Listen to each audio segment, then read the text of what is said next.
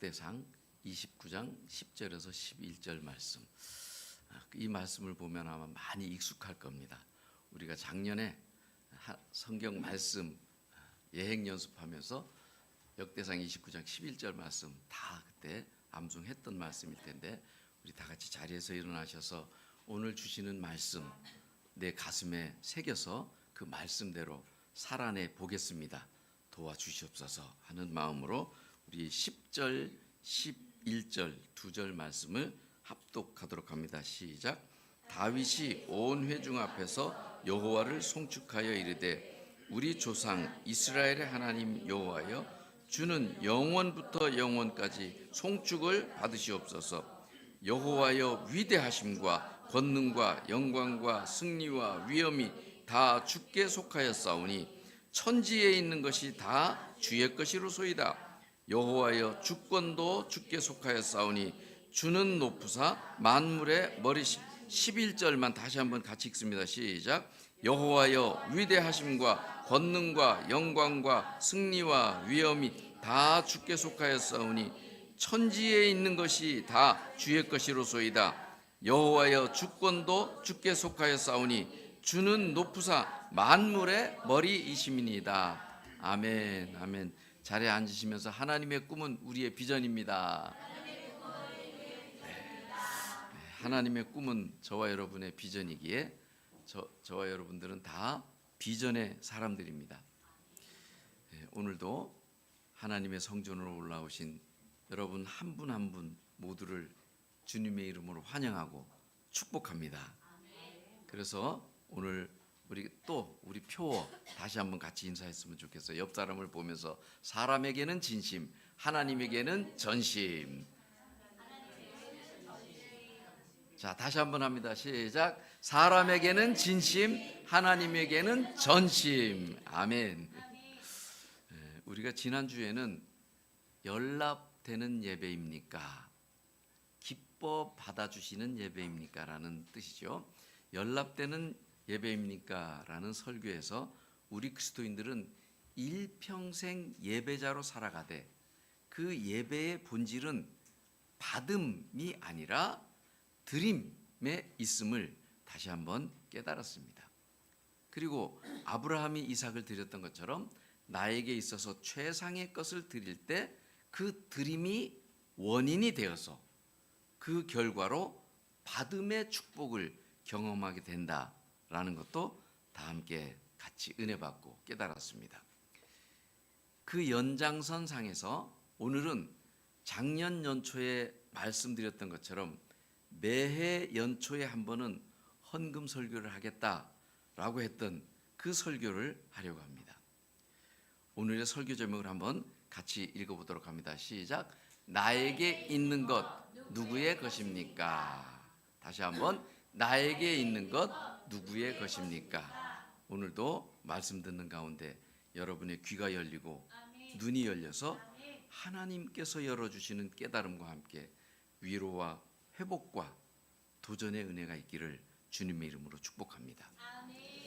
작년부터 연초에 헌금 설교를 제가 시작한 이유는 한마디로 하나님의 말씀을 바르게 가르치고 또한 그 하나님의 진짜 그 마음을 바르게 전해드리고 싶은 것이 저의 간절한 마음이기 때문입니다.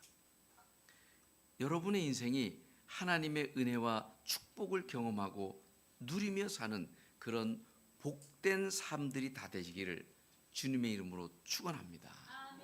아멘.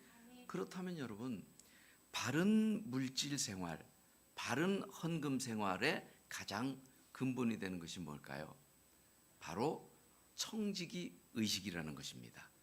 청지기 의식이란 스크린에 보는 것처럼 우리에게 있는 모든 것, 우리의 몸, 우리의 건강, 우리의 생명, 우리의 소유, 우리의 재능, 우리의 은사, 심지어는 우리의 자녀, 우리의 재산까지도 모든 것이 다 하나님께서 우리에게 맡기신 것이다 라는 의식이 바로 청지기 의식이라는 것입니다. 오늘 본문의 주인공 다윗의 삶을 살펴보면 청지기 의식이 뭔지를 깨닫게 될 뿐 아니라 저와 여러분의 신앙생활에 큰 도전이 될 줄로 믿습니다. 지난주 설교에서도 우리가 다윗 이야기를 잠깐 했던 것처럼 다윗은 하나님 앞에 온전히 드리는 자였고, 오늘 우리가 읽어본 이 본문에도 보면 하나님을 찬양하고 고백하는 내용에서 그 다윗의 철저한 청지기 의식을 엿볼 수가 있습니다. 뭘 엿볼 수 있다고요? 청지기 의식, 철저한 청지기 의식. 그래서 오늘 본문을 다시 한번 PPT로 천천히 다시 같이 읽어보려고 합니다. 시작.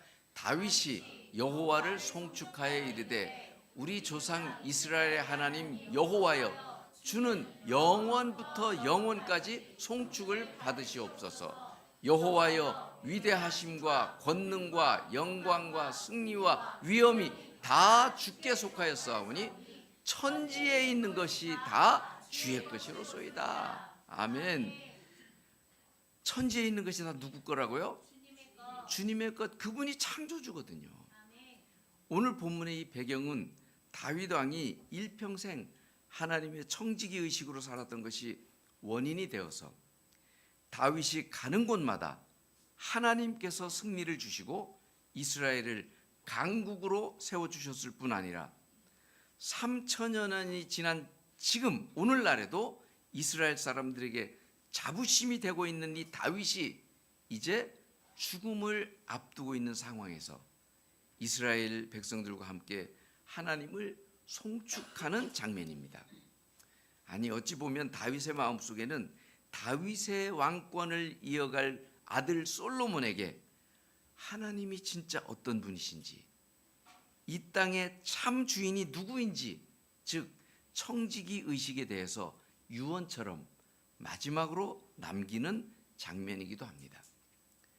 하나님은 영원부터 영원까지 송축받으실 분이요, 이 땅의 모든 것이 하나님의 것이고, 따라서 하나님이 만물의 머리시고 주인이시다라고 고백하고 있습니다.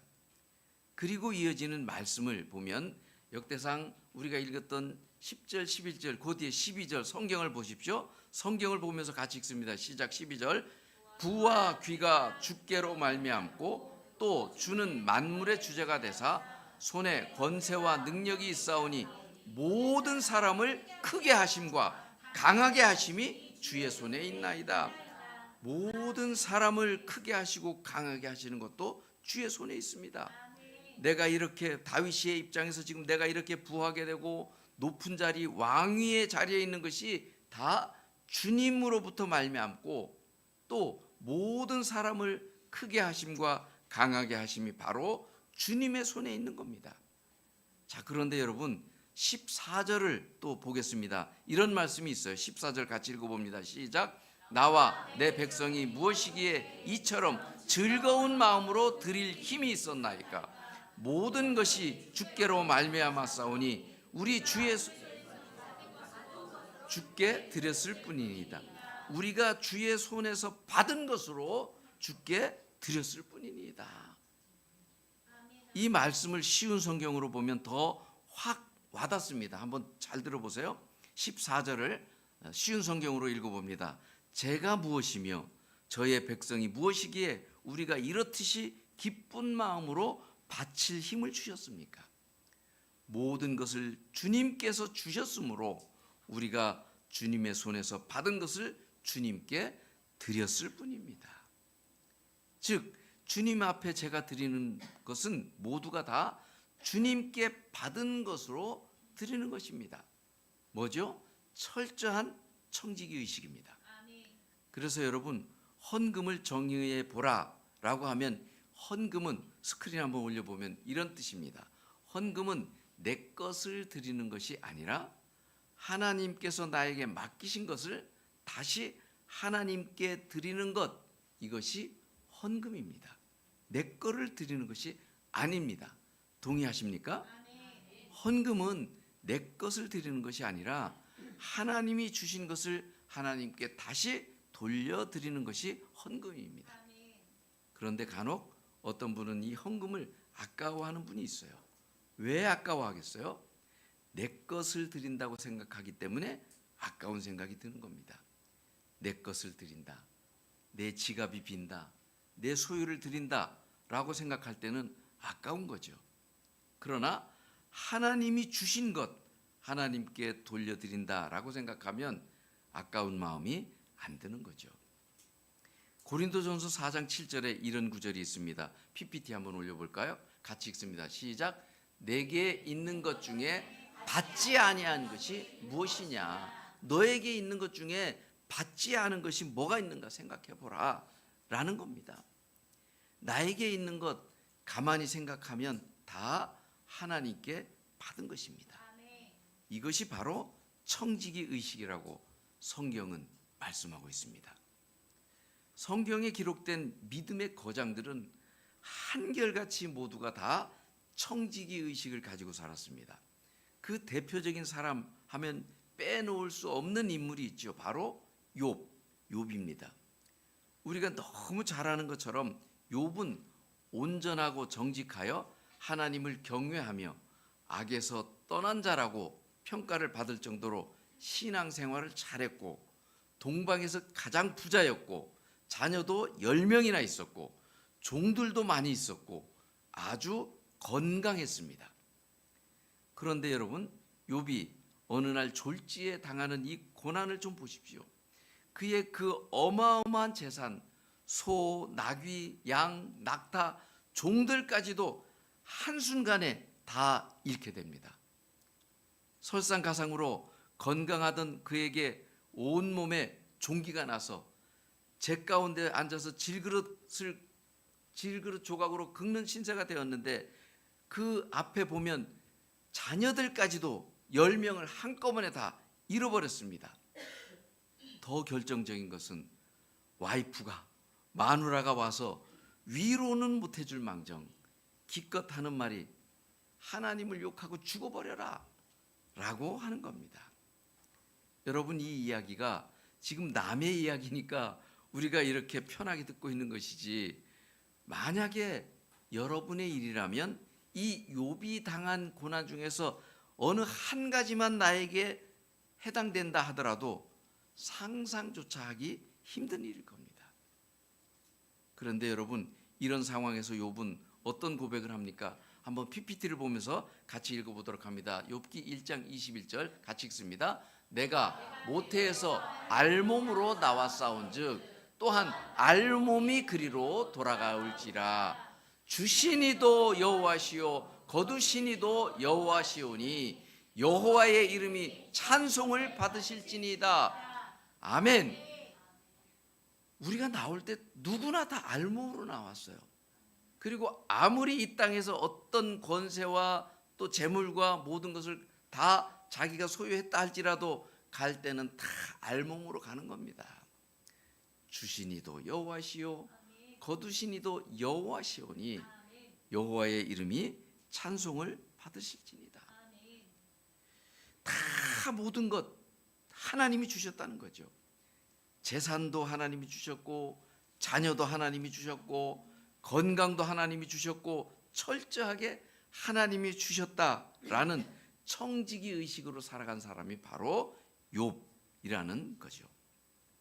욥은 청지기 정신이 투철하니까 주실 때도 물론 하나님께 감사했지만 자기 것을 취해 가실 때도 가져가실 때도 하나님의 어떤 뜻이 있으니까 가져가시겠지라고 하면서 하나님을 오히려 찬송했습니다. 욥은 어떤 상황에서도 투철한 청지기 의식으로 믿음이 흔들리지 않았습니다. 결과론적이지만 욥의 결말이 어떻게 됩니까? 욥의 그 청지기 신앙이 원인이 되어서 하나님께서 모든 것을 회복시켜 주셨을 뿐만 아니라 갑절로 더해 주신 줄로 믿습니다. 아멘. 우리 나비섬 가족 모두도 욥과 같은 신앙으로 승리하시기를 주님의 이름으로 축원합니다. 축원합니다. 신명기 8장 17절에는 하나님께서 이스라엘 백성들을 향해서 이렇게 하나님이 염려하는 말씀이 나옵니다. 네가 마음에 이르기를 내 능력과 내 손의 힘으로 내가 이 재물을 얻었다 할까 하노라. 여러분, 우리 그리스도인들은 주어가 내가 되면 안 됩니다. 아이가 되면 안 돼요. 예컨대 내가 허리띠를 졸라매고 내가 얼마나 못 먹고 얼마나 고생하면서 직장을 다니고 사업장을 내가 세우고 지금까지 살아왔는데 이거 다 내 능력이고 내 힘으로 이룬 거야 라고 말한다면 하나님의 청직이라 말할 수가 없는 거죠. 그러면 어떻게 말해야 되느냐? 우리는 이렇게 말해야 되는 거죠. 지금의 이 자리까지 온 것도, 어떤 상황이 되었든 이 자리까지 온 것도 모두가 다 하나님께서 은혜를 주신 것입니다. 할렐루야. 그러므로 우리 그리스도인들은 자수성가, 내가 내 힘으로 이렇게 이루었다라고 하는 자수성가라는 말을 쓰면 안 됩니다. 우리는 스스로 자자가 아니라 하나님 신자를 써서 신수성가라는 말을 써야 됩니다. 어느 상황에서도, 즉 여러분은 하나님이 일으켜 세우시는 사람들인 줄로 믿습니다. 신수성가의 사람들입니다. 아멘. 저와 여러분은 하나님이 도우셔서 하나님의 손길 때문에 내가 오늘 여기까지 온 거야. 오늘 내가 하나님 앞에 헌금 드리는 것도 다 하나님이 주신 것이고 하나님의 은혜야 라고 말해야 되는 겁니다. 그렇다면 헌금 중에서 가장 중심이 되고 기본이 되는 헌금이 뭘까요? 우리가 다 아는 것처럼 10의 1조, 11조라는 거죠. 여러분, 최초의 11조는 율법이 생기기도 전 500년 전에 11조 드린 이야기가 성경에 나오죠. 바로 창세기 14장, 아브라함이 318명을 거느리고 가서 그돌라오멜 연합군을 쳐부수고 소돔과 고모라 백성을 다 데리고 빼앗겼던 전리품들을 다 찾아올 때에 제사장 멜기세덱이 나타나서 떡과 포도주를 아브라함에게 주면서 아브라함을 축복해 주었습니다. 그때 멜기세덱이 아브라함에게 했던 말, 그에 대한 또 아브라함이 했던 그 멜기세덱이 아브라함에게 했던 말과 또 그에 대한 아브라함의 반응을 보면 창세기 14장 20절에 이렇게 기록되어 있습니다. 잘 들어보십시오. 너희 대적을 너의 손에 붙이신 지극히 높으신 하나님을 찬송할지로다 하매 아브라함이 그 얻은 것에서 10분의 1을 멜기세덱에게 주었더라. 이것이 최초의 11조였고 율법이 생기기 500년 전의 일이었습니다. 아브라함도 처음 생각은 이랬어요. 이 전쟁에서 승리한 것, 내가 이렇게 많은 전리품을 찾아오는 것이 자기의 318명 그 훌륭한 군사들 자기 능력인 줄 알았습니다. 그러나 하나님의 제사장 멜기세덱으로부터 너희의 대적을 너희의 손에 붙이신 이는 바로 지극히 높으신 하나님이야 라는 말씀을 들은 후에는 야, 내가 지금 승리하고 얻게 된 이 모든 것이 하나님으로부터 온 거구나 라는 것을 아브라함은 깨달았습니다. 이것을 깨닫고 나서 그 즉시로 드린 것이 바로 11조였고 이것이 11조의 기원이 되었던 거죠. 이처럼 11조란 자신에게 있는 것이 자신의 힘으로 얻은 것이 아니고 전적으로 하나님께서 주신 것임을 고백하는 증표입니다.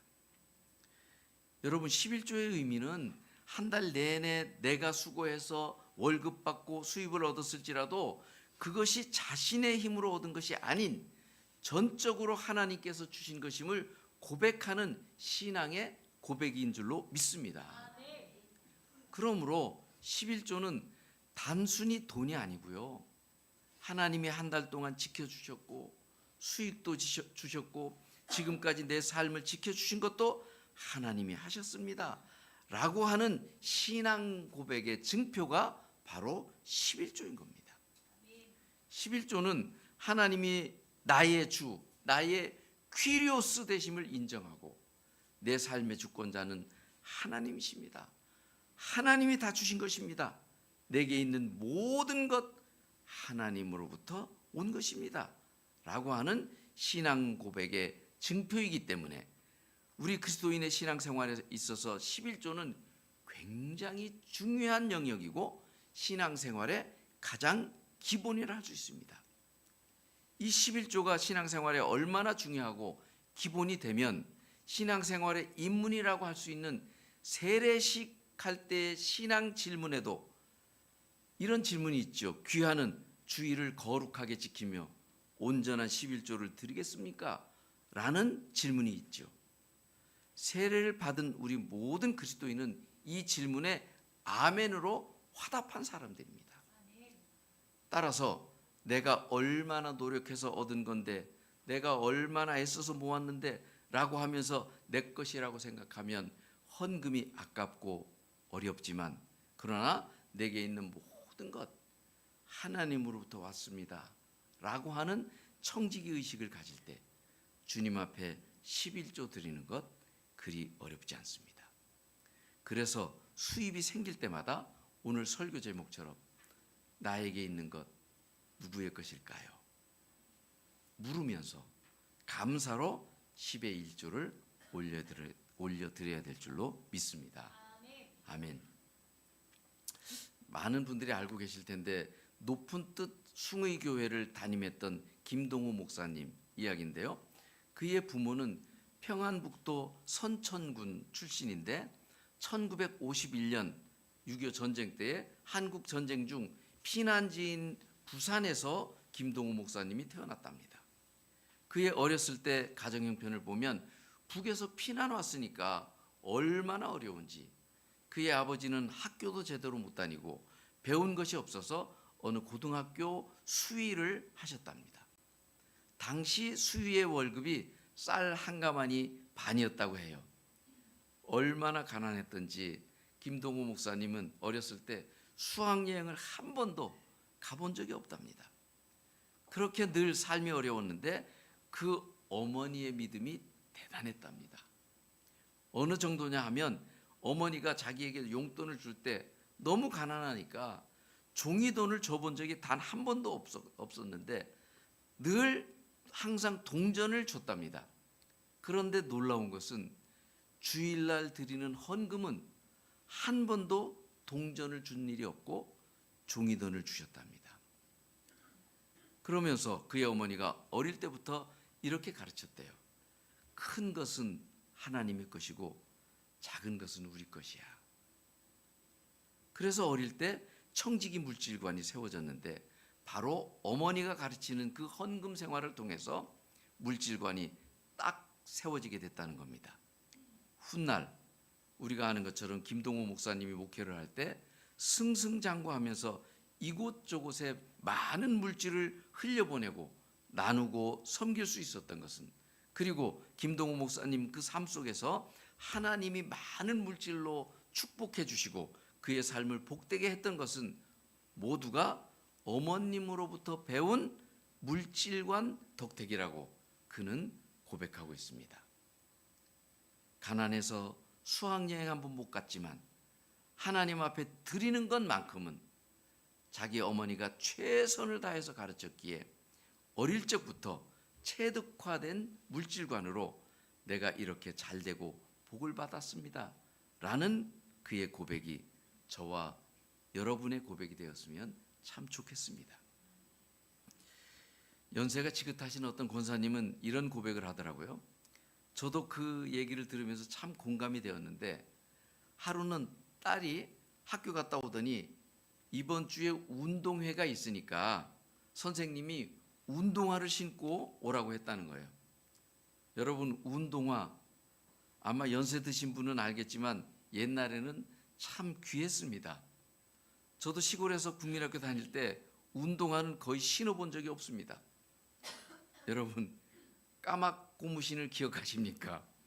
검정 고무신. 그런데 운동화를 신고 오라니까 어머니가 딸에게 운동화 살 돈이 없다 라고 하더래요. 그래서 딸이 엄마 성경책 안에 돈이 있던데 뭐 라고 했다는 거예요. 그러자 엄마가 그건 우리 거 아니야. 그거는 다음 주에 하나님께 드릴 11조야 라고 했대요. 딸이 아니 엄마, 내가 운동화도 없는데 뭐를 하나님께 드린다는 거예요 하니까 엄마가 딸을 무릎팍에 탁 앉히면서 그건 손대면 안 되는 거야. 그건 하나님의 것이야. 우리 하나님께서도 내가 너에게 운동화를 못 사주는 것 마음 아파하실 거야. 그리고 너도 알겠지만 네가 원한다면 이 엄마가 날품팔이를 해서라도 너에게 다 해주고 싶은 마음 너도 알지 않니? 그러나 이것은 손대면 안 되는 거야. 이렇게 그 딸을 달래면서 축복 기도를 해주었다고 해요. 이 딸이 그때 어머니로부터 정확하게 물질관 교육을 배웠다고 합니다. 하나님의 것을 손대면 안 되는 거구나. 어렵다고 농부가 종자를 먹어버리면 내년에 농사를 못 짓는 것처럼 11조는 어렵다고 이렇게 저렇게 써버리면 안 되는 거구나 라고 말이죠. 여러분, 농사 짓는 농부들은요, 아무리 큰 흉년이 오고 아무리 먹을 것이 다 떨어져도 종자는 먹지 않습니다. 종자는 건드리지 않아요. 왜냐? 내년에 심을 씨앗이기 때문에 그렇습니다. 종자를 먹어버리면 다음 농사를 지을 수가 없어요. 여러분, 11조는 여러분 삶에 생명의 종자가 됨을 믿으시기 바랍니다. 아멘. 그래서 김동호 목사님도 그렇고 그 권사님의 그 자녀도 그렇고 부모님께서 물질 생활하는 것을 보면서 물질관이 딱 교육이 된 겁니다. 여러분도 자녀들에게 형편이 좋고 나쁨에 관계없이 정말 바람직한 물질관을 가르쳐야 되고 또 자녀에게 본이 되는 것이 내 자녀를 복되게 하고 잘 살게 하는 비결인 줄로 믿으시기 바랍니다. 그래서 말라기 3장 10절 이하에는 우리가 너무도 잘 알고 있는 이런 말씀이 나오지 않습니까? 우리 PPT를 보면서 같이 읽어보도록 하겠습니다. 시작. 만군의 여호와가 이르노라 너희는 온전한 11조를 창고에 들여 나의 집에 양식이 있게 하고 그것으로 나를 시험하여 내가 하늘 문을 열고 복을 쌓을 곳이 없도록 붙지 아니하나 보라. 이 말씀의 핵심이 뭘까요, 여러분? 바로 11조를 하나님께 드려보라는 겁니다. 그것도 온전한 11조 말이죠. 너희가 그렇게 순종했을 때 내가 하늘 문을 열고 너희에게 복을 쌓을 것이 없도록 붙지 아니하나 시험해 보고 경험해 보라라는 겁니다. 여러분, 하나님께서 이스라엘 백성들의 어려운 상황을 몰라서 지금 이 말라기 이 말씀을 하시는 겁니까? 이스라엘 백성이 얼마나 어렵고 힘든 상황인지 그 누구보다 잘 알고 있는 분이 하나님이십니다. 당시 말라기 시대의 상황을 보면 고레스 칙령으로 바벨론에서 이제 예루살렘으로 귀환한 지 100여 년이 지난 때인데 예루살렘으로 귀환은 했지만 사실은 여전히 페르시아 지배하에 있었기 때문에 많은 제약을 받을 수밖에 없었고 그래서 많이 힘들었습니다. 게다가 농작물 수확도 탐탁지 않았는데 설상가상으로 메뚜기 때 황충 피해까지 입은 상황입니다. 얼마나 어렵고 힘든 상황입니까? 그런데 여러분, 그럼에도 불구하고 하나님께서는 이스라엘 백성들에게 11조를 드리라고 말씀하고 있습니다. 그것도 온전한 11조를 말이죠. 왜일까요? 하나님은 공의의 하나님이시기 때문에 온전한 것을 심을 때 온전하고 풍성한 열매를 주시는 겁니다. 아니, 흠집 있는 것을 심었는데 풍성하게 된다면 그것은 공의롭지 못하게 되는 거죠. 온전한 11조를 드릴 때 내가 하늘 문을 열고 너희에게 복을 쌓을 것이 없도록 붙지 아니하나 보라라는 겁니다.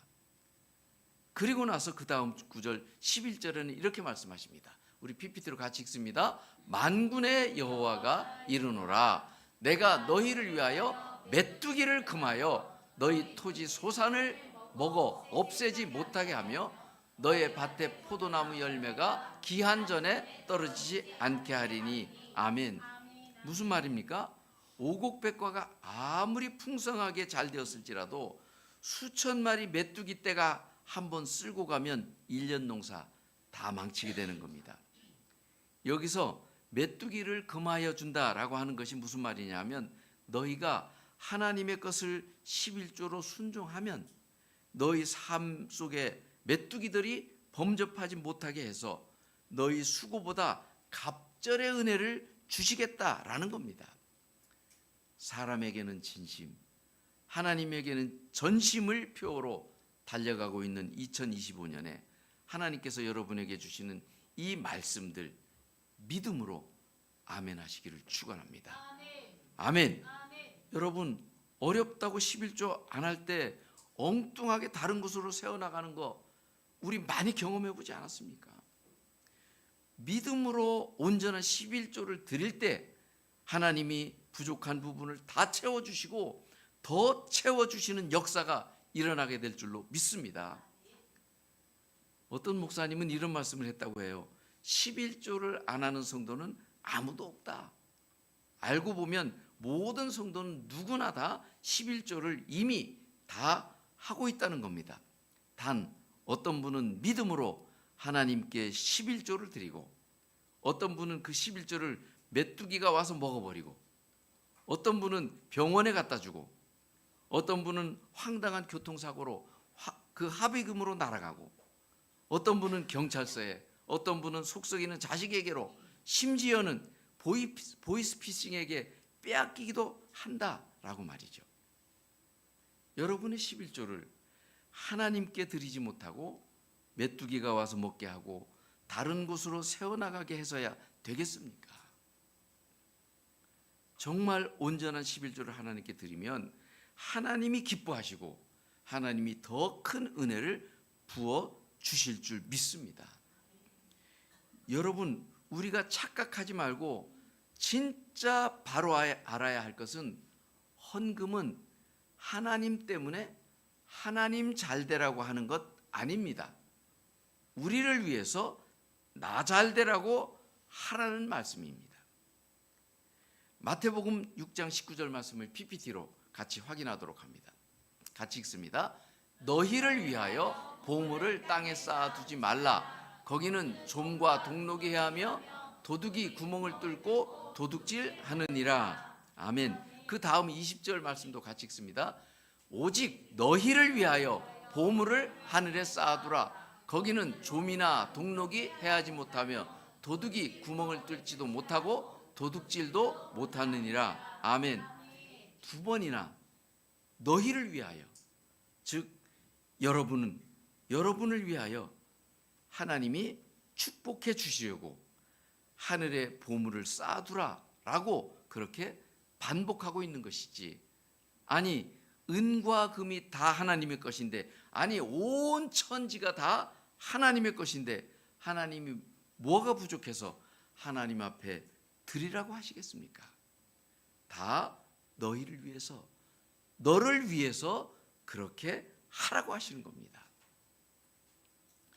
간절히 소원하기는 우리 나비섬 가족들 모두가 이번 달부터라도 온전한 11조 생활과 더불어 온전한 헌금 생활을 하심으로써 땀 흘린 대가로 주신 수입이 메뚜기가 먹는 일이 없고 엉뚱한 대로 세워나가는 일이 없을 뿐만 아니라 복을 쌓을 곳이 없도록 부어주시는 그 하나님의 은혜를 여러분의 삶 가운데서도 경험하게 되는 복된 인생들 다 되시기를 주님의 이름으로 축복합니다.